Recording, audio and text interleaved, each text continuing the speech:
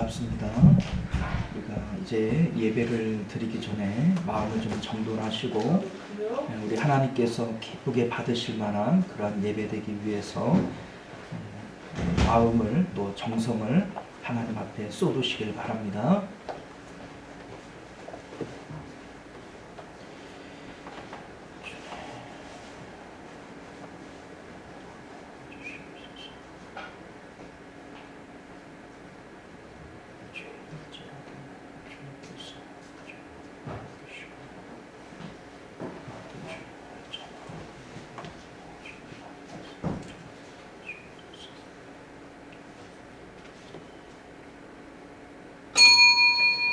네, 지금으로부터 4월 24일, 4월 마지막 주일 오전 예배 우리 하나님 앞에 드리도록 하겠습니다.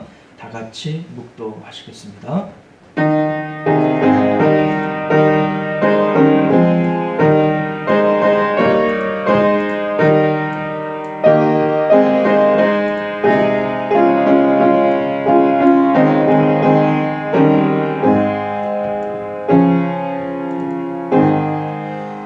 할렐루야. 여호와를 경외하며 그의 계명을 크게 즐거워하는 자는 복이 있도다. 그의 후손이 땅에서 강성하며 정직한 자들의 후손에게 복이 있으리로다. 아멘.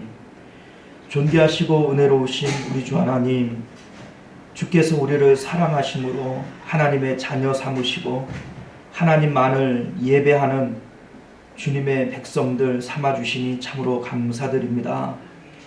천사도 흠모할 만한 자녀됨의 신분, 주님을 예배할 자격, 우리가 오늘도 귀중히 여길 수 있도록 은혜를 베풀어 주옵시고 하나님을 예배하는 일에 우리의 몸과 마음을 또 정성을 다 쏟을 수 있도록 은혜를 더하여 주옵소서.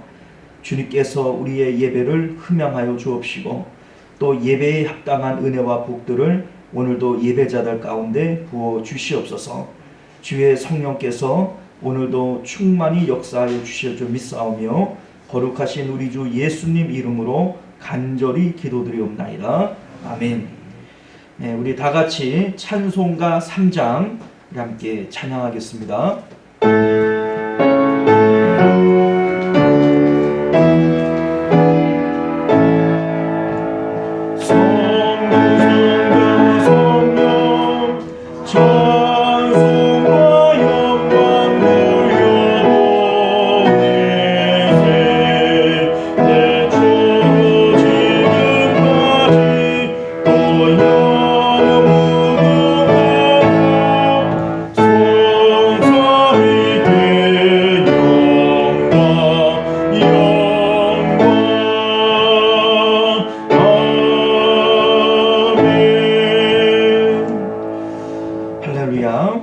네, 이 시간은 우리 한 주간의 삶을 되돌아보면서 하나님 앞에 예배하기에 합당치 못한 우리의 마음들 또 생각들 또 그런 행동들이 생각이 난다면 우리 참회 기도를 통해서 정결한 마음 가지고 하나님을 만나는 예배 되기를 원합니다. 우리 다 같이 참회 기도 드리겠습니다.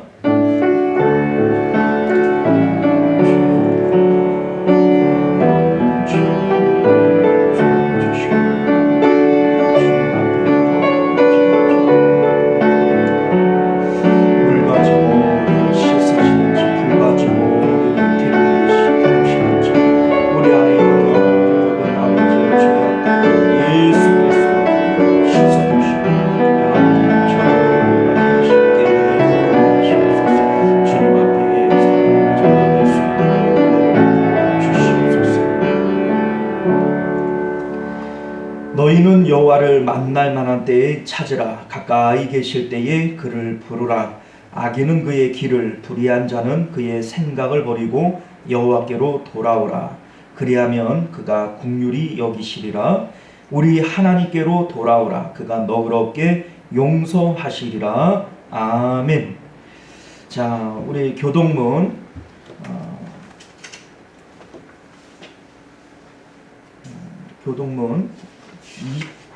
몇 번이에요? 20번 시편 33편 말씀 함께 교독하도록 하겠습니다.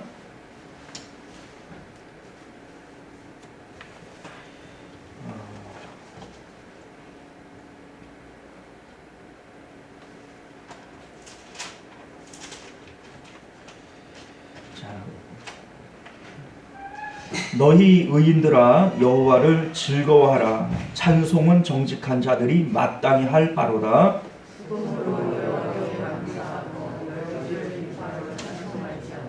새 노래로 그를 노래하며 즐거운 소리로 아름답게 연주할지어다.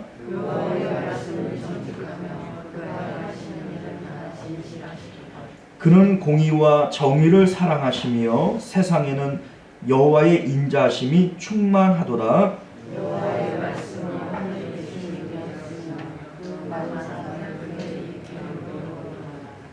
그가 바닷물을 모아 무더기 같이 쌓으시며 깊은 물을 곳간에 두시도다. 모든 거민들을 그를 경외할지어다. 아멘. 우리 사도신경으로 우리의 신앙을 하나님 앞에 고백하도록 하겠습니다. 전능하사 천지를 만드신 하나님 아버지를 내가 믿사오며 그 외아들 우리 주 예수 그리스도를 믿사오니 이는 성령으로 잉태하사 동정녀 마리아에게 나시고 본디오 빌라도에게 고난을 받으사 십자가에 못 박혀 죽으시고 장사한 지 사흘 만에 죽은 자 가운데서 다시 살아나시며 하늘에 오르사 전능하신 하나님 우편에 앉아 계시다가 저리로서 산 자와 죽은 자를 심판하러 오시리라. 성령을 믿사오며 거룩한 공예와 성도가 서로 교통하는 것과 죄를 사하여 주시는 것과 몸이 다시 사는 것과 영원히 사는 것을 믿사옵나이다. 아멘. 네, 우리 찬송가 294장 함께 찬양합니다.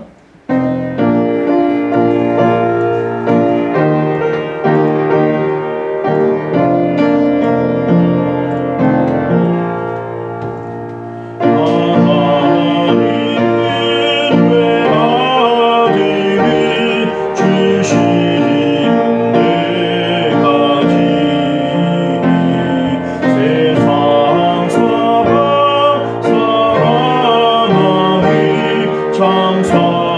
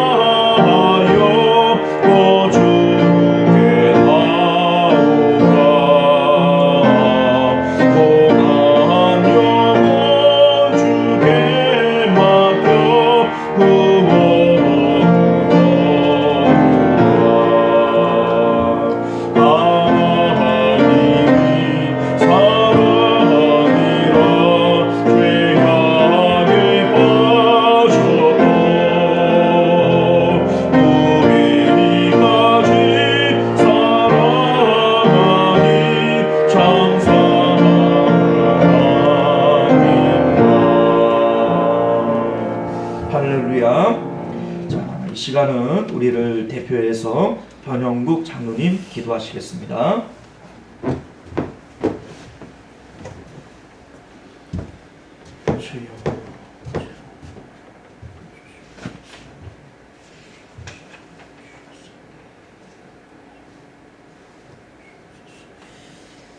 사랑이 많으신 하나님 아버지, 오늘도 주님께서 거룩하게 구별하여 세우신 주의 날을 맞이해서 주님의 몸된 교회에 나와 하나님을 예배할 수 있도록 지난 한 주간도 우리를 지켜주시고 보호하여 주신 은혜를 감사드립니다.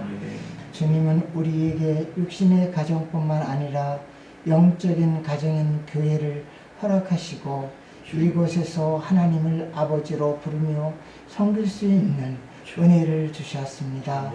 그러나 저희들은 육신의 가정에만 마음을 두고서 살았지 영적인 주의 몸된 전에 나와 하나님 아버지를 예배하고 기도하는 일에는 소홀했음을 고백합니다. 창자와도 같이 세상 길로만 향하던 우리를 십자가 보혈의 피로 용서하시고 이 시간 드리는 예배와 경배를 받아 주시옵소서. 은혜로우신 주님, 그리스도는 교회의 머리라 하여 하셨고 또한 교회는 그리스도의 몸이라 하셨습니다. 우리를 위해 십자가를 지신 주님을 우리 모든 성도의 머리로 삼고 지체가 된 우리 모든 성도들이 한 몸이 되길 원합니다. 몸에는 손이 하는 일, 입이 하는 일, 발이 하는 일, 눈이 하는 일이 있어도 모든 지체가 하는 일이 각기 다른 것처럼 우리 모든 성도들 또한 받은 은사대로 교회를 세우기 위하여 섬기는 일, 봉사하는 일, 충성하는 일 등이 있음을 믿습니다.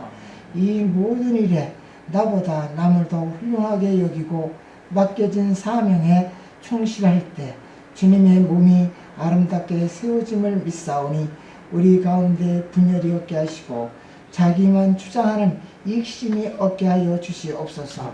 긍휼이 풍성하신 주님, 우리 교회가 주님 오실 때를 대비하며 믿음에 깨어 있어서 신부단장하는 교회가 되길 원합니다. 우리 교회의 모든 성도들이 신랑 되신 주님을 기다리는 지혜로운 다섯 처녀가 되길 원합니다. 그리하여 이 세상 마지막 날에 어린 양이 혼인잔치에 들어가는 거룩한 주님의 신부들이 되길 원합니다. 그날이 도적 것 같이 임한다고 하셨는데 우리 성도들 모두가 경성하고 깨어 있어서 믿음의 예복을 입고 믿음의 기름 등불을 밝히 들고 이제 오실 주님을 맞이하게 하여 주시옵소서. 사랑의 하나님 아버지, 우리 목사님 불철주야 기도하시며 교회를 바로 세우고 나가기 위하여 노력하고 많이 애쓰고 계십니다. 주님이 그 기도 들어 응답하여 주시고 우리 목사님 말씀마다 주님의 은혜와 영광이 넘치도록 이끌어 주시옵소서. 가정 후에도 항상 주님이 같이 붙잡아 주실 줄 믿습니다. 우리 성도님들 기도하는 기도 모두 다 응답하여 주시고 이 시간 온전히 우리 주님만이 영광 받아 주시옵소서. 우리 주 예수님 이름으로 감사하며 간절히 기도드립니다. 아멘.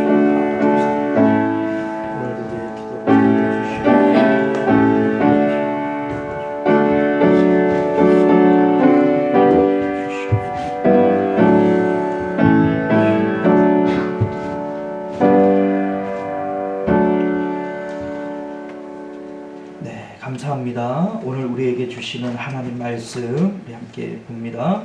요한복음 20장 19절에서 23절까지 말씀입니다. 요한복음 20장 19절에서 23절까지 말씀, 신약성경 184페이지쯤 됩니다. 자, 우리 찾으신 줄 믿고 우리 한 절씩 교독하여 읽습니다. 이날 곧 안식 후 첫날 저녁 때에 제자들이 유대인들을 두려워하여 모인 곳에 문들을 닫았더니 예수께서 오사 가운데 서서 이르시되 너희에게 평강이 있을지어다. 이 말씀하시고 선포하여 우리를 보이시니 예수께서 또 이르시되 너희에게 평강이 있을지어다. 아버지께서 나를 보내신 것 같이 나도 너희를 보내노라.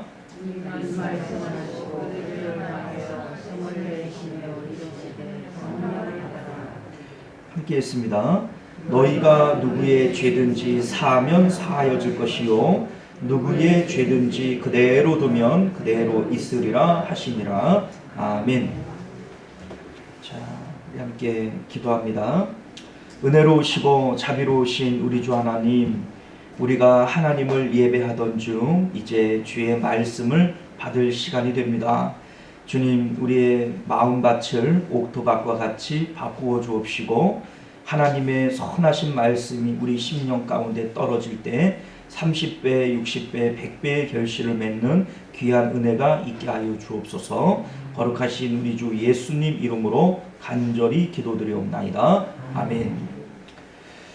자, 오늘 우리는요 함께 읽은 본문의 말씀을 중심으로 부활하신 예수님의 세 가지 명령이라고 하는 제목으로 하나님 말씀 함께 증거하도록 하겠습니다. 부활하신 예수님의 세 가지 명령. 우리는 지난 시간에 1절부터 18절까지의 말씀을 가지고 부활하신 예수님을 만나려면 이라고 하는 제목으로 하나님 말씀을 먼저 살펴본 일이 있습니다. 부활하신 예수님을 만나고 또 부활신앙을 갖는 것은 우리 성도들에게 있어서 아주 매우 중요한 일입니다. 왜냐하면 하나님께서 우리에게 이 믿음 갖기를 원하시고 이 믿음을 기준으로 성도를 훈련하시기 때문이죠. 여러분들 구약 시대에 믿음의 조상 아브라함이 있어요. 우리 하나님께서 이 아브라함을 끊임없이 시험하시고 훈련하십니다. 너는 본토 친척 아비 집을 떠나라. 또 흉년을 주셔서 아브라함이 어느 쪽을 선택하는지 하나님께서 시험하시기도 하고 약속하신 아들을 끝까지 주지 아니함으로써 아브라함이 그 믿음을 계속해서 시험하는 이런 모습들도 우리가 보게 되어집니다. 자, 그런데 그 하나님께서 아브라함을 마지막에 시험하신 내용이 무엇이고 또 그 시험 이후에는 하나님께서 더 이상 아브라함을 시험한 일이 없어요. 자, 이 마지막 시험이 뭡니까? 100세에 얻은 아들 이삭을 하나님께서 바치라 이렇게 명령합니다. 자, 그런데 이 아들을 바치라 라고 하는 이 명령을 하나님께서 왜 하신 것일까? 이것이 바로 부활신앙을 점검하기 위한 것이다 이 얘기입니다. 이 내용에 대해서 히브리서 11장 19절이 우리에게 이렇게 말씀합니다. 그가 하나님이 능히 이삭을 죽은 자 가운데에서 다시 살리실 줄로 생각한지라 비유컨대 그를 죽은 자 가운데에서 도로 받은 것이니라. 자, 무슨 얘기입니까? 아브라함이 아들 이삭을 하나님 앞에 기쁜 마음으로 바칠 수 있었던 이유가 뭐냐면 하나님께서 죽어도 다시 살리실 줄을 믿었기 때문이다 이 얘기입니다. 죽어도 다시 사는 것, 이게 부활이고 아브라함은 하나님께 부활신앙을 점검받은 것입니다. 그리고 부활신앙을 점검받은 이후에는 더 이상 아브라함을 시험하는 내용이 성경 가운데는 등장하지 않습니다. 하나님께서 욥을 아주 불같이 연단을 하시는데 하나님께서 욥을 왜 이렇게 연단하시는가? 그 연단의 이유도 역시 부활신앙을 갖게 하기 위한 것이고 신앙의 성숙을 위한 것이다 라고 하는 것을 우리가 알게 됩니다. 간혹 사람들이 욥이 나중에 갑절의 축복을 받았다. 그렇기 때문에 욥과 같이 인내하면 갑절의 축복을 받는다. 여러분들 그거 헛소리예요. 그거 아닙니다. 입장 바꿔놓고 여러분들이 욥과 같이 한번 불같이 연단받고 지금 가진 거에 갑절의 축복을 받는다고 생각을 해보세요. 하시겠어요? 그 미쳤다고 합니까? 그거는 지금 있는 거 갖고 만족하고 살지 갑절의 축복받겠다고 자식들 10명 죽고 뭐 전 재산 잃어버리고 몸에 악창이 들어가지고 죽도록 고생하고 그런 거 누구도 싫어할 겁니다. 자, 하나님께서 그러한 욥에게 왜 그런 고난과 시험을 하셨는가? 욥이 그 이전에도 물론 좋은 신앙이었던 것이 맞는데 시험을 이기고 난 욥에게는 부활 신앙이 생겼어요. 그 내용이 욥기서 19장 26절 이하에 나와 있는데, 내가 가죽이 벗김을 당한 뒤에도 내가 육체 밖에서 하나님을 보리라. 자, 육체 밖에서라고 하는 말의 의미는 죽은 이후에 내가 하나님을 만날 것이다. 이게 부활 신앙이죠. 자, 내가 그를 보리니 내 눈이 그를 보기에 낯선 사람 하지 않을 것이라 내 마음이 초조하구나. 자, 이 초조함이 뭡니까? 하나님을 빨리 만났으면 좋겠다. 더 이상 삶에 대한 어떤 의지나 욕망이 있는 것이 아니라 하나님 만날 생각에 마음이 초조해진다. 이러한 마음이 욥에게 생기는 것을 보게 되죠. 자, 끝으로 욥기서 42장 5절을 보게 되면 욥의 신앙이 성숙되어져 있는 것을 보게 됩니다. 내가 주께 대하여 귀로만 듣기만 하였사오나 이제는 눈으로 주를 배움나이다. 자, 이전에 욥은 동방의 의인이라 불렸을지 몰라도 하나님을 귀로만 들었어요. 듣기만 하는 이러한 신앙이었습니다. 자, 그러나 고난을 당한 이후에 욥은 하나님을 눈으로 보는 이러한 신앙으로 바뀌어졌다라고 하는 것을 우리가 알게 됩니다. 자, 하나님께서 욥을 왜 그렇게 불같이 연단하셨는가? 부활 신앙을 갖게 하고 또한 신앙의 성숙을 위한 것이었다라고 하는 것을 우리가 알게 됩니다. 신약 성경에 넘어와서 하나님께서 예수님께서 제자들을 훈련하시고 연단하시죠. 자, 그런데 요한복음에 의하면 예수님께서 제자들을 마지막으로 훈련하신 것이 어디인가? 바로 죽은 나사로를 소생시키는 이 사건입니다. 그 이후부터는 예루살렘으로 올라오게 되어지고 또 예루살렘에서 마지막 한 주 동안 있었던 이러한 사건들이 12장부터 기록이 되어집니다. 자, 그러니까 11장에 있었던 나사로를 소생시키는 사건이 제자들을 훈련하시는 마지막 내용이었다라고 하는 것을 우리가 보게 되죠.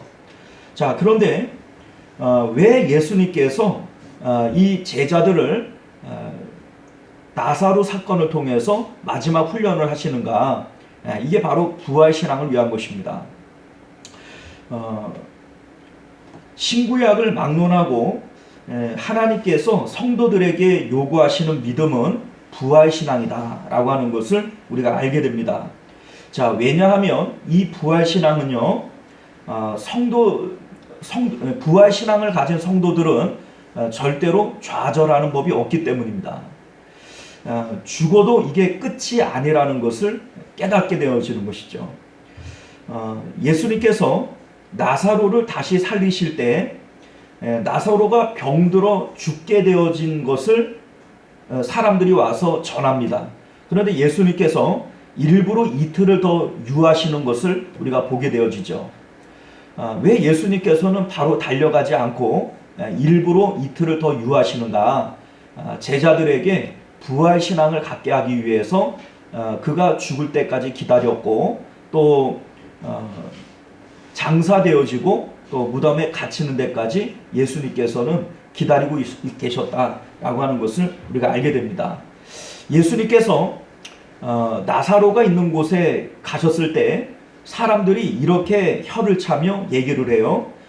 그 중에 어떤 이는 말하되 맹인의 눈을 뜨게 한 이 사람이 그 사람은 죽지 않게 할 수 없더냐 하더라. 자, 무슨 얘기입니까? 맹인의 눈은 뜨게 하고 중풍병자는 일으키고 병든 사람은 살려낼 수 있을지 몰라도 죽은 다음에는 이제 끝이라는 거예요.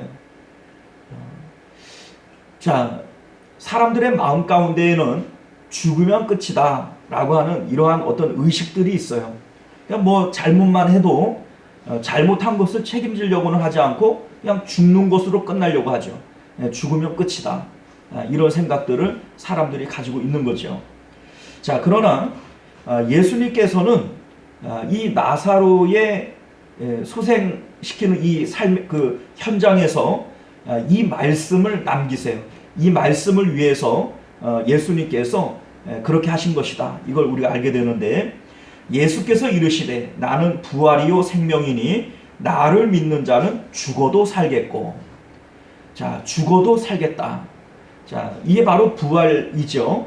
부활인데 오늘날 우리 성도들에게 예수님께서는 이 부활 신앙이 있기를 원하는 겁니다. 우리는 죽어도 살겠고 살아서 믿는 자는 영원히 죽지 아니하리라. 이것을 믿느냐? 이걸 우리에게 말씀하시는 줄 믿습니다. 부활 신앙을 가진 사람들은요, 어떤 삶의 현장에서도 좌절하지 않습니다. 왜냐하면 죽어도 다시 사는 것을 믿기 때문이죠.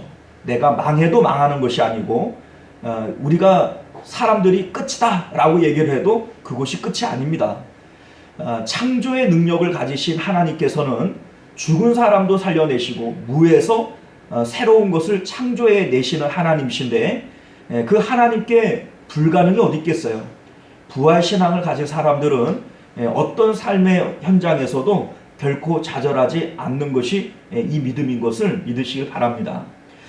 부활신앙이 있는 성도들은요, 교만하지 않습니다. 왜냐하면 이 세상은 잠시요, 우리에게는 영원한 나라가 있음을 믿기 때문에 내가 지금 가졌다고 해도 이게 아무것도 아니고, 내가 지금 아무것도 없다고 해도 이것도 역시 아무것도 아닙니다. 모든 것은 지나가고 우리는 영원한 나라를 상속받게 될 것임을 믿기 때문입니다. 부활신앙이 있는 성도들은 상급을 위하여 살아가게 될 것입니다. 왜냐하면 예수님의 말씀처럼 땅에 쌓는 보화는 결국 없어지고 사라지는 것이기 때문에 하늘의 보물을 쌓기 위해서 영원한 것을 위해서 살아가게 될 것이기 때문입니다. 자, 이러한 부활신앙은 어떤 사람들이 가질 수 있는가? 우리가 지난 시간에 막달라 마리아를 통해서 이러한 내용을 우리가 함께 살펴본 겁니다. 동일한 장소에 여러 남녀 제자들이 많이 있었습니다. 막달라 마리아도 있었고, 또 다른 마리아나 살로메나 또 베드로나 요한이나 이러한 남녀 제자들이 많이 있었음에도 불구하고 오직 막달라 마리아 한 사람에게만 예수님께서 보여지셨고 또 천사도 보여줬습니다. 자, 그 이유가 무엇인가? 우리가 부활하신 예수님을 만나고 부활하신 그 부활 신앙을 갖기 위해서 우리에게 필요한 것은 첫 번째는 사랑의 마음입니다. 예수님을 뜨겁게 사랑하는 마음이 있어야만 예수님을 만날 수 있다라고 하는 겁니다. 믿음도 죽고 또 소망도 사라졌을지라도 이 막달라 마리아는 예수님을 향한 사랑의 마음만이 남아서 예수님의 빈 무덤을 찾아가게 되었던 것이죠. 자, 사랑은요, 결코 목적론적이지 않습니다. 사랑은 논리적이지도 않고 이성적이지도 않습니다. 왜 내가 예수님을 찾아가고 있는지, 예수님을 찾아가서 어떤 이득을 얻을 것인지, 내가 예수님을 만날 수는 있을 것인지, 이러한 전혀 계산이나 생각이 없죠. 사랑은요, 논리적이지도 않고 이성적이지도 않습니다. 우리가 하나님을 사랑하게 되어질 때 세상 사람들은 야, 너 뭐 그렇게 유별나게 신앙생활하냐 이렇게 얘기할지 몰라도 사랑하는 사람은 행복하게 될 줄 믿습니다. 두 번째, 우리가 부활하신 예수님을 만나기 위해서는 간절한 마음이 있어야 될 줄 믿습니다. 자, 이 막달라 마리아는요, 예수님을 찾도록 찾아요. 그 시체라도 찾아서 자기가 가져가고 싶은 것이 이 막달라 마리아의 마음이었던 것을 우리가 알게 됩니다. 다른 제자들도 다 집으로 돌아가고 그곳에는 아무도 없었어요. 그 새벽 미명에 그 빈 무덤에 있는 것이 왜 두렵지 않았겠어요. 그러나 이 막달라 마리아는 예수님을 찾겠다라고 하는 이 일념으로 또 예수님의 시체라도 찾아서 가져가고 싶은 마음으로 그곳에서 찾도록 찾았던 것을 우리가 알게 됩니다. 잠언서 8장 17절 말씀을 보게 되면 나를 사랑하는 자들이 나의 사랑을 입으며 나를 간절히 찾는 자가 나를 만날 것이다, 이렇게 말씀하고 있는데, 이 마리아야말로 하나님을 사랑했고 또 그 하나님을 찾도록 찾은 사람이다 라고 하는 것을 우리가 알게 됩니다. 그렇게 될 때 하나님을 만나게 된다 라고 하는 것을 우리가 알게 되지요. 자, 세 번째, 우리가 어떻게 부활하신 예수님을 만날 수 있는가? 주님의 말씀에 귀를 기울여야 된다라고 하는 겁니다. 마리아는요, 무덤 안에서 천사들도 보게 되어지고 또 부활하신 예수님도 만나게 되어져요. 그런데 그들을 천사인 줄 몰랐고 그들을 예수님인 줄 몰랐어요. 그를 동산지기인 줄 알았고 예수님의 시체의 향방을 물어보는 것을 우리가 보게 됩니다. 자, 그런데 눈으로 볼 때에는 몰랐던 그 예수님을 뒤돌아 있을 때 마리아야 라고 부르실 때 그 음성으로는 예수님인 것을 알아보고 예수님 라보니요 라고 말하고 있는 마리아를 우리가 보게 됩니다. 사실 우리 좌우 옆에 우리의 가까이에 천사도 있고 하나님도 있어요. 그런데 우리가 눈으로 보지 못하는 것은 우리는요 예수님을 찾도록 찾지도 않고 마음속 깊이 사랑하지 않기 때문에 못 볼 수 있어요. 또한 예수님의 음성에 귀를 기울이지 않기 때문에 예수님을 발견하지 못한다라고 하는 것을 우리가 깨닫게 되어지는 것이죠. 마리아가 예수님의 음성을 들을 때 예수님이신 것을 알아보았던 것처럼 양들은 그의 음성을 안다, 목자의 음성을 안다 라고 하는 이 말씀처럼 우리가 하나님의 말씀에 귀를 기울일 때 하나님도 천사도 발견하게 될 줄로 믿습니다. 자, 오늘 이어지는 19절 이하의 말씀에서는 예수님께서 부활하신 후 본격적으로 제자들을 찾아오시는 내용을 우리에게 보여주고 있는데, 부활하신 예수님께서 제자들을 만나셔서 첫 번째로 하신 말씀이고 또 이 말씀 속에 예수님께서는 세 가지의 명령을 우리에게 주고 있어요. 자, 이 말씀들은요 오늘날 저와 여러분들에게도 동일하게 적용되는 말씀일 뿐만 아니라 매우 중요한 말씀이다 라고 하는 것을 믿으시길 바랍니다. 자, 먼저 19절 말씀을 보게 되면 이날 곧 안식 후 첫날 저녁 때에 제자들이 유대인들을 두려워하여 모인 곳에 문들을 닫았더니 예수께서 오사 가운데 서서 가라사대 너희에게 평강이 있을지어다. 자, 먼저 이 말씀이 주어지게 되어지는 배경을 우리가 먼저 생각을 해보면요. 자, 이날 곧 안식 후 첫날. 자, 안식 후 첫날은 오늘 우리와 같이 주일 아침을 얘기하는 거예요. 자, 이 주일 아침의 첫날 저녁 때에, 이건 저녁이네요. 제자들이 유대인들을 두려워하여 모인 곳에 문들을 닫았다. 자, 제자들이 분명히 예수님의 빈 무덤을 보았단 말이죠. 베드로와 요한이 보고 분명히 다른 제자들에게도 전해줬을 거예요. 자, 그런데 왜 제자들은 두려워하고 있고 문들을 꽁꽁 닫고 있을까? 부활을 믿지 못하기 때문이에요. 예수님의 시체는 사라졌고 그 시체가 없어진 모양도 상당히 이상하죠. 분명히 그 안에 있는 것이 나오기 위해서는 다 이 수건을 풀어 헤쳐야 되는데 수건이 쌌던 대로 그대로 개켜 있는 거예요.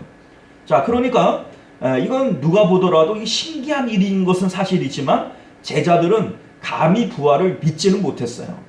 자, 부활을 믿지 못하는 상태에서는 예수님의 시체가 없어진 것이 오히려 기쁨이 아니라 두려움이 될 수 있습니다. 왜냐하면 예수님의 시체를 지키기 위해서 군사들을 동원해 가지고 무덤을 지켰어요. 그만큼 유대인들은 예수님의 시체가 없어지는 것에 대해서 민감하게 생각하고 있습니다. 자, 그런데 무덤이 열리고 시체가 없어졌습니다. 자, 그러면 가장 먼저 누가 의심을 받을까요? 제자들이겠죠. 자, 그러니 이 제자들은 자신들이 하지도 않았는데 누명 쓰게 생긴 일이고, 사람들이 예수도 잡아 죽였는데 자신들도 찾아서 우리가 봉변을 당하겠구나 라고 하는 생각을 가지니 두려워 떨 수밖에 없는 것이죠. 자, 그런데 예수님께서 이들을 찾아오셨어요. 문들을 꼭꼭 닫았는데 예수님께서 문 두드리고 들어오셨을까요? 그건 아니겠죠. 문을 두드렸다고 할지라도 열어주지 않았을 거예요. 나 예수다, 문 열어라. 제자들이 아마 안 열었을 겁니다. 예수님께서는 이제 부활체의 몸을 입으셨기 때문에 그들 가운데 그냥 벽을 지나서 나타나실 수 있었던 것이죠. 자, 예수님께서 제자들을 만나셔서 첫 번째로 하셨던 명령이 무엇인가? 19절 끝을 보면 이렇게 기록이 되어져 있습니다. 너희에게 평강이 있을지어다. 자, 이 지어다라고 하는 이 말은 선포일 뿐만 아니라 명령입니다. 자, 권유가 아니고 선포일 뿐만 아니라 이건 명령이죠. 자, 평강이 있을지어다. 자, 이 말씀은요, 모든 사람들에게 두려움과 염려와 불안과 공포가 있음을 전제로 하고 있는 겁니다. 사실 제자들이 두려워 떨고 있는 것은 원인이 있고 이유가 있는 불안일 수 있어요. 그런데 이러한 제자들의 불안 말고도 이 땅을 살아가는 모든 사람들에게는 알 수 없는 불안과 염려, 초조들이 있어요. 집에 내가 가만히 있어도 나도 모르게 내 마음 가운데 불안이 있고 초조가 있고 염려가 있고 공포가 있습니다.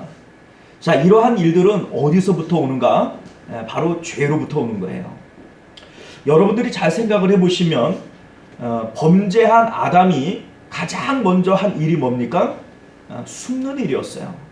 하나님께서 아담을 부르십니다. 아담아, 아담아. 자, 아담이 뭐라고 얘기를 합니까? 내가 벗었으므로 두려워하여 숨었나이다. 자, 여러분들 생각을 해보시면 벗은 거는 창피하고 수치스러운 일일 수는 있지만 두려운 일은 아니에요. 그렇죠? 그렇지 않습니까? 더군다나 에덴 동산 안에는 사람이라고는 아담과 하와 둘밖에 없는데 뭘 또 수치스러워 가지고 숨었겠어요. 그렇죠? 두려워서 숨은 거예요. 두려워서. 자, 범죄한 사람들은요, 그 마음 가운데 두려움이 있어요. 이 두려움은 바로 죄로 인한 두려움이다 라고 하는 것이죠. 자, 그러한 사람들에게 예수님께서 주시는 말씀은 너희에게 평강이 있을지어다. 평강을 선포하시는 것임을 믿으시길 바랍니다. 자, 이 평강은 죄사함 받았기 때문에 우리에게 주시는 평강입니다. 예수 그리스도께서 십자가에서 죽으셨고 우리의 모든 죄를 사하셨기에 이제 우리 가운데에는 평강이 있게 된 줄로 믿으시길 바랍니다.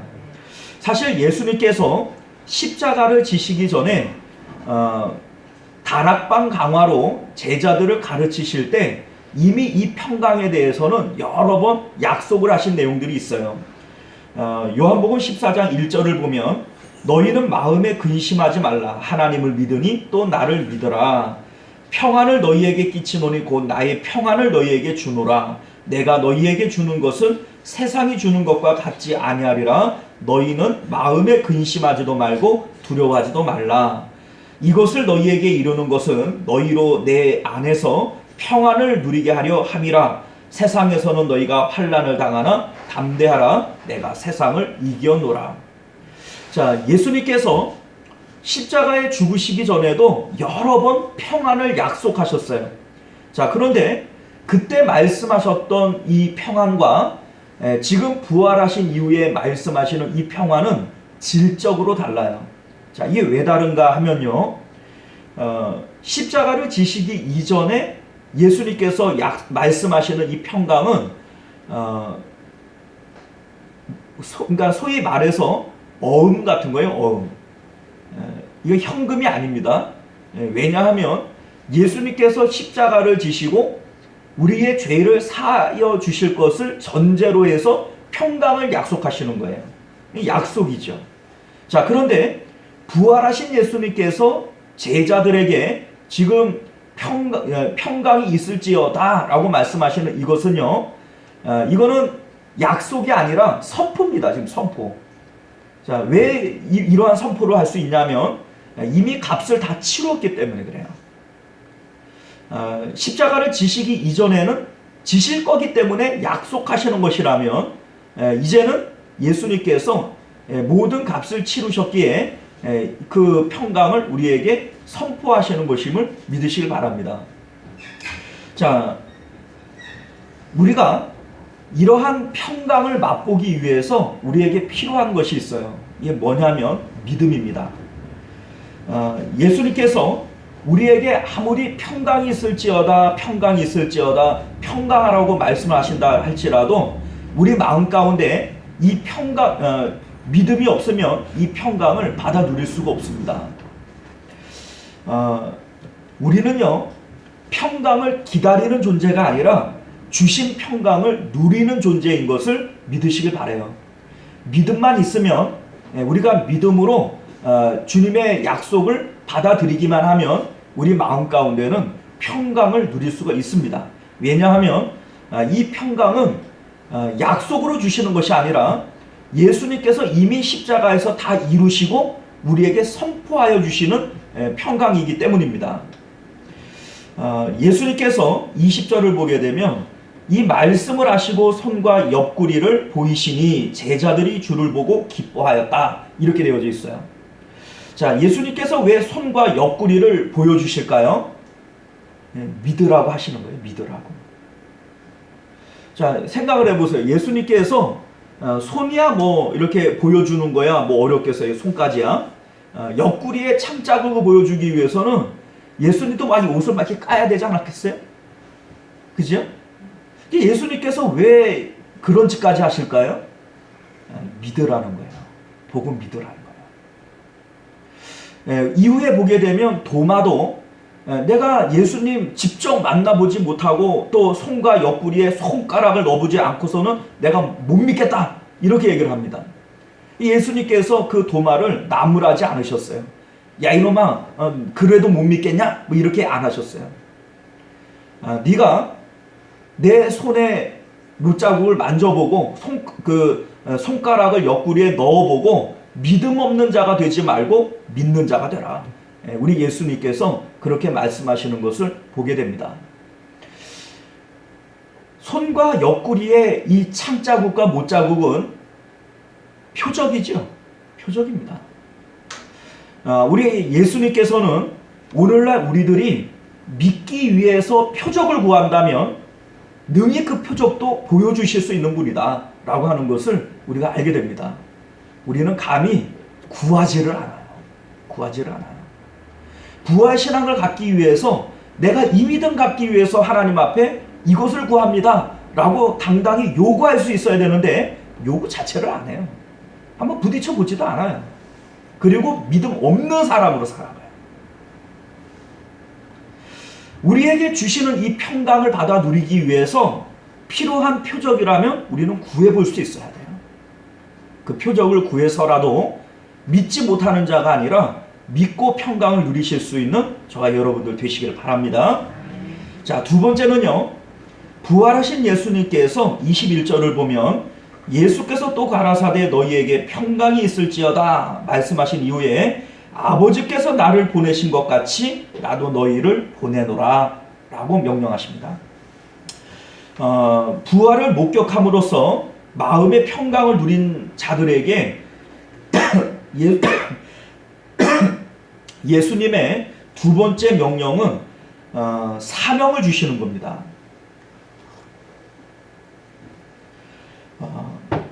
오늘날 많은 성도들이 예수님을 믿고 구원받은 것에 만족하고 안주하는 경우들이 많이 있어요.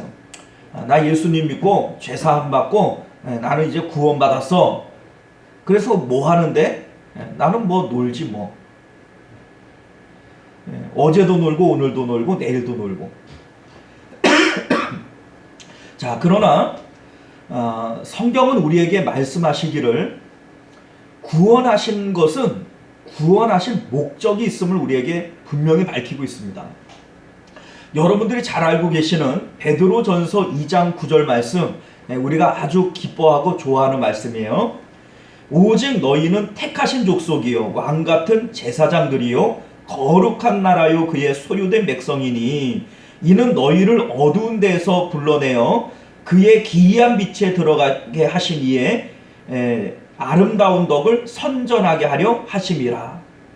자, 여기 말씀해 보면 택하신 족속, 왕같은 제사장, 거룩한 나라, 소유된 백성, 온갖 좋은 이름들을 다 갖다 붙이잖아요. 자, 이런 얘기들을 들으면 우리는 좋아해요. 나 구원받고 택하신 족속 되었고 또 왕같은 제사장 되었고 거룩한 나라 되었고 소유된 백성 되었어. 그런데 예수님께서 우리를 구원하셔서 이러한 직분을 갖게 하시는 이유가 뭐냐면 하나님의 아름다운 덕을 선전하게 하려 하심이라. 우리를 그냥 구원하셔서 좋은 이름 가지라고 주신 것이 아니라 하나님의 아름다운 덕을 선전하게 하기 위해서, 소위 전도하게 하기 위해서 이와 같이 하셨다라고 하는 것을 믿으시길 바랍니다. 자, 왜 이러한 일들을 우리에게 요구하시는가? 그 이유는 23절 말씀 보세요. 23절 말씀을 보면요, 너희가 누구의 죄든지 사하면 사하여질 것이요 누구의 죄든지 그대로 두면 그대로 있으리라 하시니라. 자, 이 말씀은 우리에게 마치 사죄권이 있는 것처럼 보여지기도 하죠. 이 말씀대로 얘기를 한다면 너희가 누구의 죄든지 사하면 사하여질 것이요. 그러면 제가 권사님 죄 사하여졌어요. 권사님 죄도 이제 사하여졌어요. 그럼 사하여진 건가요? 우리에게 이런 권한이 있다고 얘기하는 거예요? 그거 아니에요. 그런 뜻이 아닙니다. 이게 무슨 뜻이냐면 이 땅 가운데 우리의 죄값을 사해 주실 수 있는 분은 오직 예수님의 십자가밖에 없어요.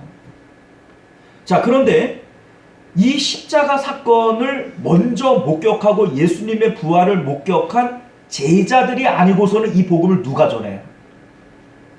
먼저 예수님의 부활을 목격하지 않은 사람이 이걸 전할 수 있어요? 못하죠. 그러니 예수님의 부활을 목격한 이 제자들이 복음을 전하면 그들이 믿고 죄가 사하여질 것이지만, 이들이 이 꾹 다물고 자기들만 알고 있다가 나 구원받았어, 나는 이제 죄사함 받았어, 그리고 죽으면 이 복음은 어떻게 됩니까? 거기서 끝나는 거예요. 그래서 예수님께서 너희들이 누구의 죄든지 사하여 줄 수도 있고 그들의 죄를 그대로 둘 수도 있다 라고 우리에게 말씀하시는 줄 믿으시길 바랍니다. 자, 그러니 우리에게는 사명이 있어요. 예수님에게 우리가 죄사함 받았고 구원받았고 왕같은 제사장 됐고 택하신 족속 됐고, 좋은 말이죠. 그게 좋은 거예요.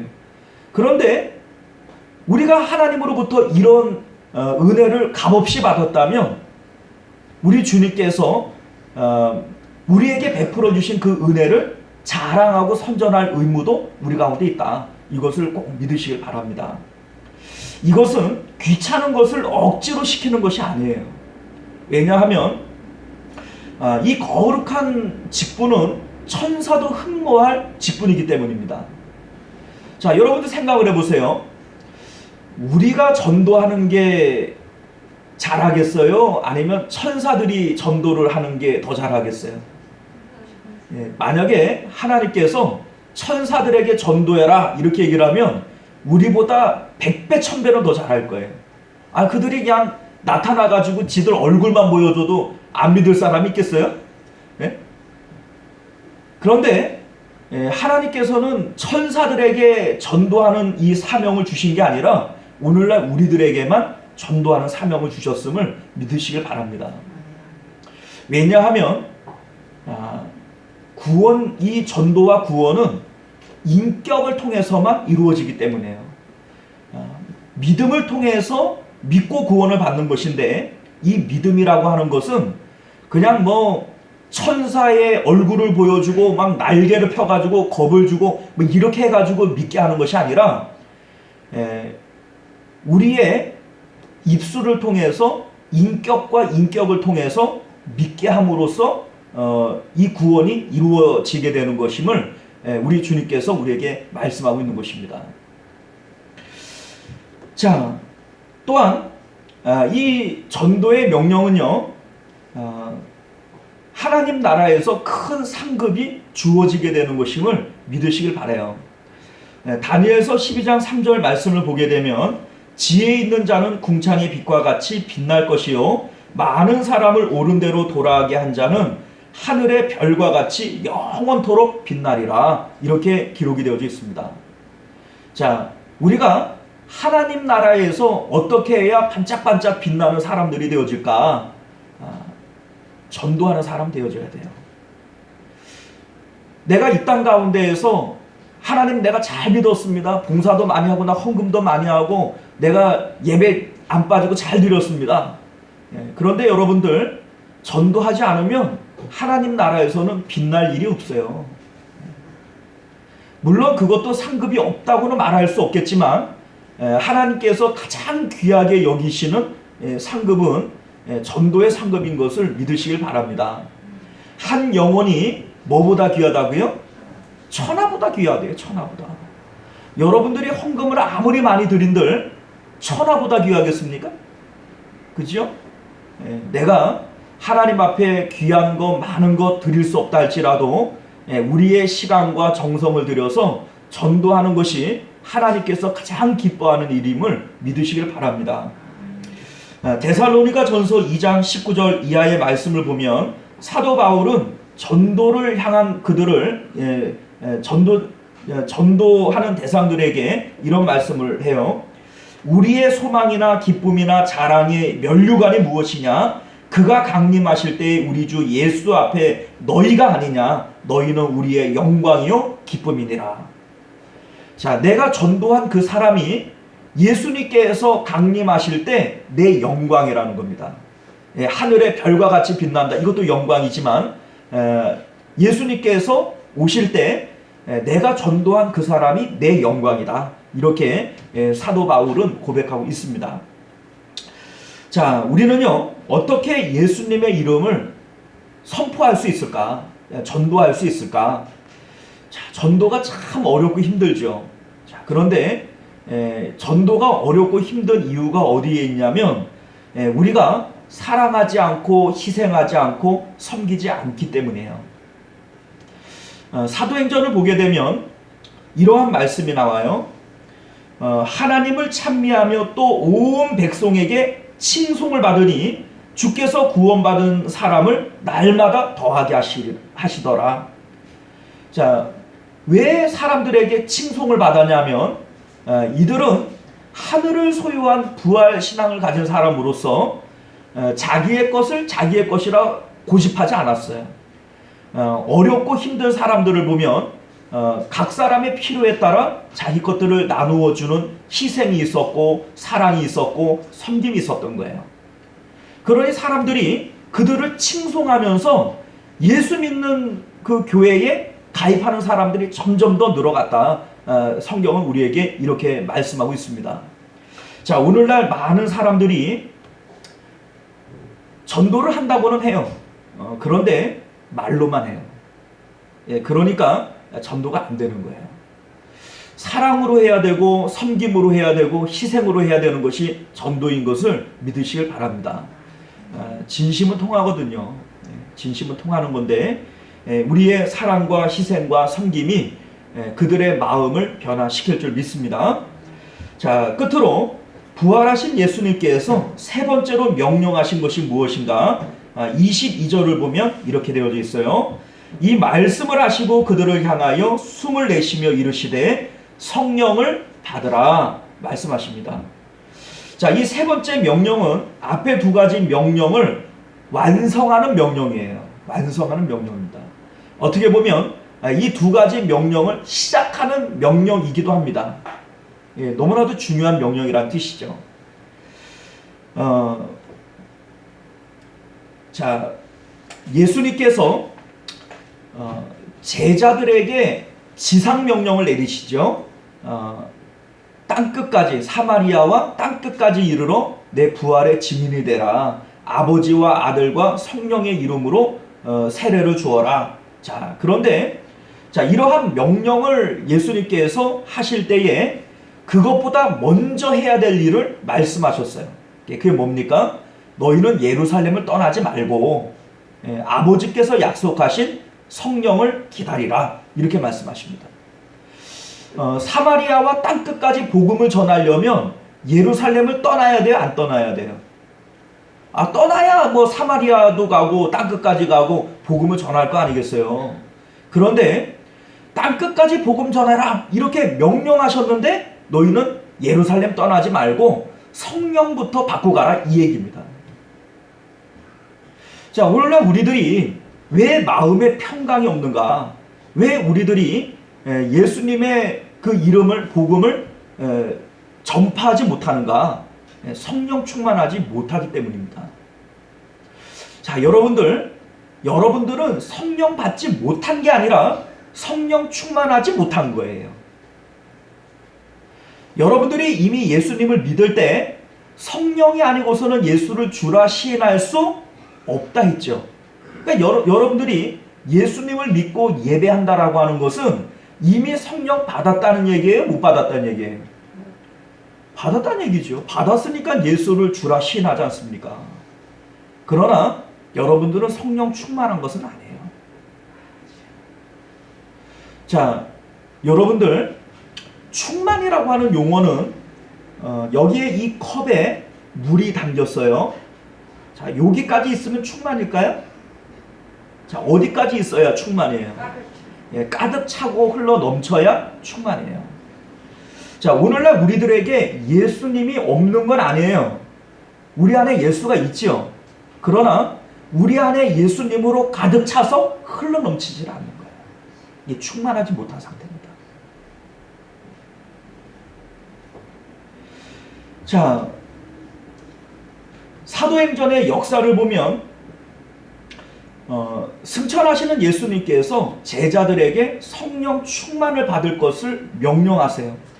부활하신 예수님께서 제자들을 첫 번째 만났을 때에 말씀하신 것이 성령을 받으라는 것이고, 예수님께서 이제 승천하실 때, 구름 타고 하늘로 승천하실 때에도 마지막으로 주신 말씀이 뭐예요? 예루살렘 떠나지 말고 아버지께서 약속하신 성령 받으라는 거예요. 자, 부활하자마자 말씀하셨고, 또 예수님이 마지막 승천하기 전에 끝으로 말씀하신 것이 성령 충만을 받으라는 것이라면 이게 중요한 내용이에요? 안 중요한 내용이에요? 너무나도 중요한 거예요. 너무나도. 그런데 오늘날 많은 분들이 성령 충만을 받기 위해서 힘쓰질 않아요. 성령을 받으라 라고 하는 것은 권유입니까? 명령입니까? 예루살렘 떠나지 말고 아버지께서 약속하신 성령을 기다리라. 이거 명령이에요? 권유예요? 권유는 해도 그만이고 안 해도 그만이에요.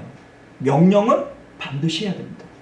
내가 예수님의 제자라면, 내가 그분의 백성이라면, 우리 주님께서 나의 왕이신 것이 맞다면 그 명령은 반드시 수행을 해야 되는 거예요.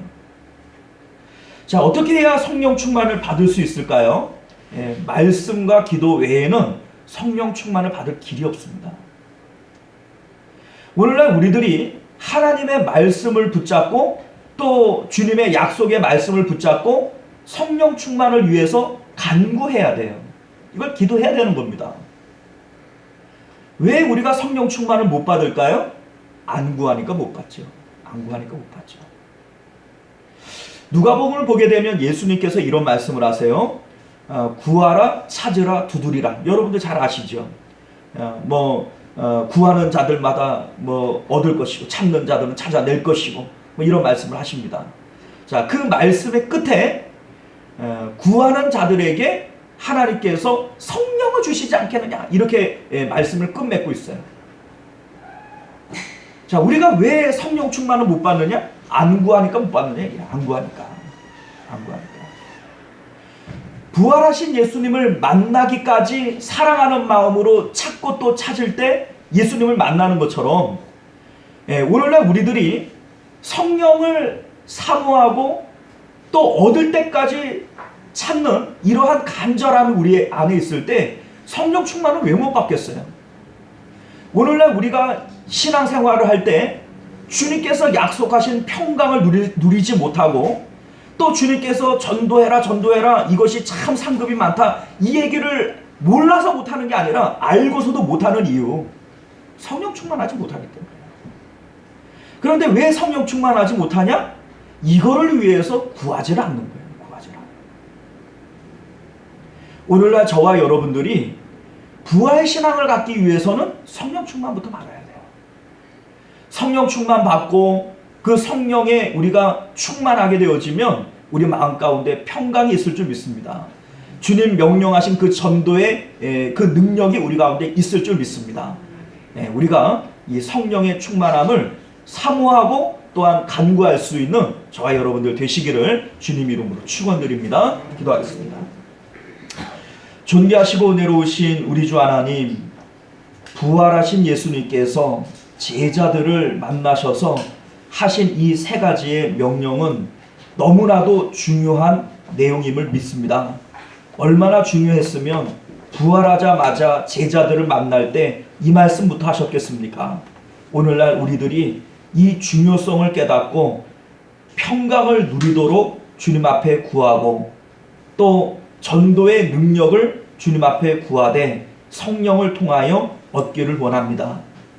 성령 충만도 주님을 사모하는 마음으로 구하고 또 찾을 때 우리에게 주시리라 약속하여 주셨사오니 우리 하나님 성령 충만 받음으로 주님 앞에 정말 사명 감당하고 평강 누리고 기쁨으로 살아갈 수 있는 저희들 되게 하여 주시옵소서. 거룩하신 우리 주 예수님 이름으로 간절히 기도드리옵나이다. 아멘. 자, 우리 찬송가 94장 1절 찬양 드리시면서 드려진 예물 하나님 앞에 봉헌하도록 합니다.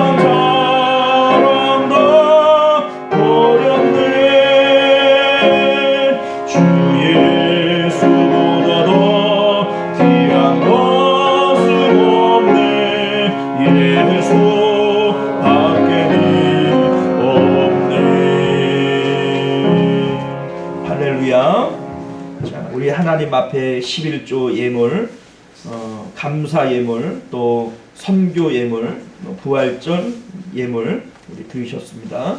우리 드려진 예물 위해서 함께 기도하겠습니다. 존귀하시고 은혜로우신 우리 주 하나님, 우리가 주님 앞에 나올 때 빈손으로 나오지 않고 각종 이름으로 예물을 가지고 나왔습니다. 우리 하나님, 주님을 믿는 마음으로 또 정성껏 하나님 앞에 드릴 예물 가지고 나왔사오니 주님 기쁨으로 받아주옵시고 또 드린 손길들 가운데 하나님께서 은혜와 복들을 더하여 주시옵소서. 드리고 싶은 마음들은 있지만 믿음이 부족하고 또 물질이 없어서 드리지 못한 손길들이 있습니까? 우리 하나님께서 넉넉한 재물과 믿음을 더하여 주셔서 하나님 앞에 마음껏 드리고도 남음이 있도록 은혜를 더하여 주시옵소서. 거룩하신 우리 주 예수님 이름으로 간절히 기도드리옵나이다. 아멘. 자, 우리 주보를 참조하셔서 교회 소식 전해드립니다. 코로나19 전염병으로 인하여 위축된 우리의 신앙을 회복하실 수 있기를 바랍니다. 코로나19로 인해서 사회적 거리두기가 전면적으로 해제가 됩니다. 우리 구역과 전도회를 돌아보고 총동원하여 예배할 수 있도록 힘써 주시길 바랍니다. 다음 주일은 어린이 주일로 지킵니다. 가정의 자녀들을 믿음으로 양육합시다. 오늘 11시 예배 후에 당회로 모입니다. 우리 장소는 제정실 되겠고요. 주일 기도 순서 공지 주보를 참조해 주시길 바랍니다. 지난 주중에 있었던 백사회 남중로의 정기회는 은혜 중에 잘 마쳤고요. 5월 행사회에 주보를 참조하시기를 바랍니다. 교회와 나라와 가정을 위해서 계속적으로 기도해 주시기를 바라겠고, 우리 금년도 성경 통독 달성자들 명단 주보를 참조해 주시기를 바랍니다. 우리 김문자 권사님 가정에서 지금까지 건강을 지켜주신 하나님의 은혜에 감사하여 떡을 헌물하여 주셨습니다. 우리 권사님 이제 무릎 수술, 허리 수술 이렇게 받으시고 오랜 시간 교회를 나오지 못하셨는데 좀 회복이 되어져서 이렇게 나오셨어요.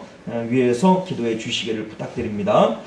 우리 또 한우들과 성도님들의 생업을 위해서 우리 기도해 주시고, 또한 구체적인 기도의 요청이 있으실 때 알려주시면 함께 힘껏 기도해 드리도록 그렇게 하겠습니다. 자, 우리 찬송가 508장, 찬송가 508장 우리 1절만 찬양하시고 축도로 예배를 마치도록 하겠습니다.